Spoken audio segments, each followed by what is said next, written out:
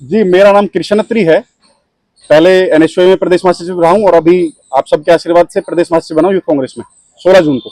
जी, तो मैंने कॉलेज के गबन को लेकर के पहले भी प्रेस कॉन्फ्रेंस करी थी और उसमें जब जो चीजें मेरे सामने आई थी उसको लेकर के मैंने कंप्लेंट करी थी 19/12/2024 को।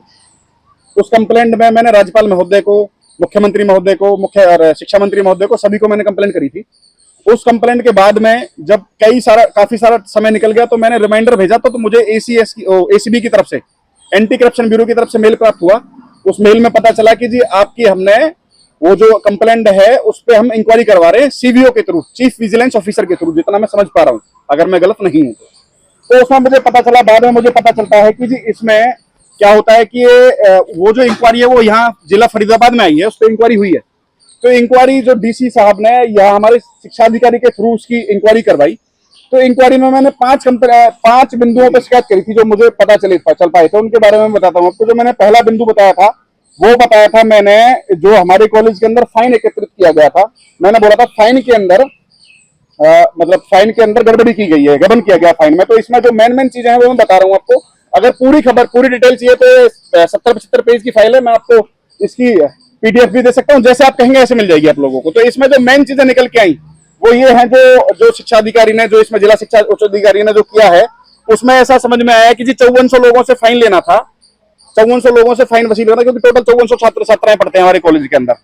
उसमें से इन्हें ये नहीं पता, उसमें कमेटी ने जो जांच की है उसमें ये नहीं पता चल पाया कि जी कितने बच्चों से फाइन लिया गया और कितनों से नहीं लिया गया है।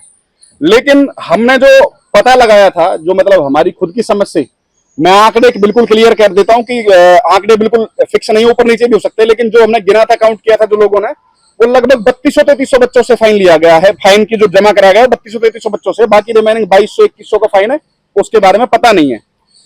और उसमें जो है, उसमें भी जो जमा किया गया उसमें भी 7010 रुपए जमा नहीं हुए हैं। फाइनेंशियल एम्बेजलमेंट का मामला प्रतीत होता है, जो इस वाले पहले वाले बिंदु पे जो मैंने लगाया था वो ये है। फिर उसके बाद जो दूसरा बिंदु था हमारा, दूसरा था जो 50 सालों से कॉलेज के अंदर कबाड़ है, कबाड़ को लेकर के मैंने कंप्लेंट कर दी थी। मैंने कहा उसके बारे में हमें पता नहीं चल पाया, इसकी जांच करवाई जाए। तो जांच में ये पता चला था कि 12,000 रुपए में कबाड़ बेचा गया था और राशि थी जो यूनिवर्सिटी बैंक खाते में जमा कर दी गई। ठीक है, ये तो है, क्लियर है। लेकिन जो महाविद्यालय में पत्र क्रमांक 433 है, जो 19/2/2025 को उसकी कॉपी लगाई गई थी, उसमें राइट ऑफ सामान की कोई एंट्री नहीं की गई है।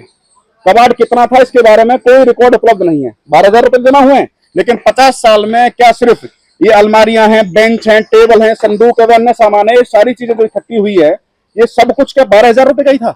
और ना ही उसमें ये लिखा हुआ है इसमें कि राइट ऑफ में कोई एंट्री नहीं है, कितना गया कितना नहीं गया। उसके बाद जो लोग कह रहे हैं, जो कर्मचारी भी मौजूद हैं, अपन कर्मचारियों के नाम भी लिखे गए हैं कि उन्होंने कहा कि उनकी मौजूदगी में कबाड़ नहीं बेचा गया है, उसका भी जो बयानबाजी संलग्न हो रखे हैं।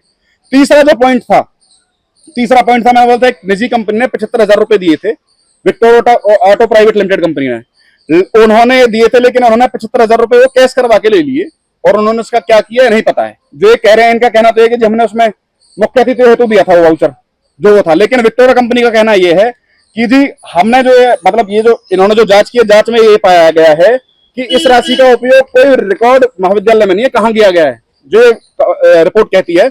और विक्टोरिया से जब पूछा गया दान के बारे में, आपने किस लिए दी, तो उन्होंने बताया कि जी राशि विशेष व्यक्ति हेतु नहीं दी गई थी, कॉलेज में कल्चरल समारोह उल्लास आयोजित करने हेतु दी गई थी, ये इसमें लिखा हुआ है। उसके बाद जो चौथा बिंदु था, हिंदी विभाग के द्वारा एक सेमिनार आयोजित किया गया था सितंबर 2023 में। ये इसमें मिस्टेक है शायद, वो जो इन्होंने करा था डेट की मिस्टेक है, वो मेरी तरफ से नहीं, वो इन्होंने जो रिपोर्ट दी उसी में ही ऐसा लिखा हुआ है, पर वो वैसे डिटेल उसमें डलती है।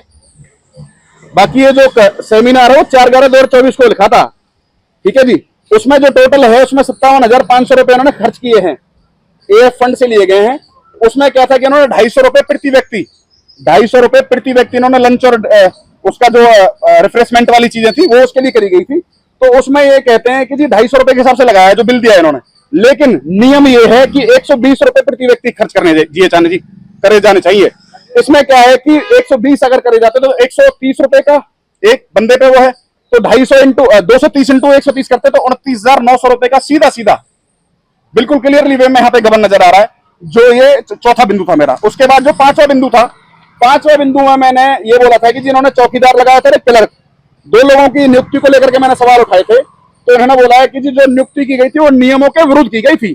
जांच में पाया गया कि एक क्लर्क की नियुक्ति तत्कालीन प्राचार्य के द्वारा की गई जो कि नियमों के विरुद्ध की गई थी। ये मैं नहीं कह रहा हूं, बार बार एक ही बात कह रहा हूं, मैं रिपोर्ट बता रहा हूं आपको, ये मेरे वर्डिंग नहीं है, ये रिपोर्ट की वर्डिंग है।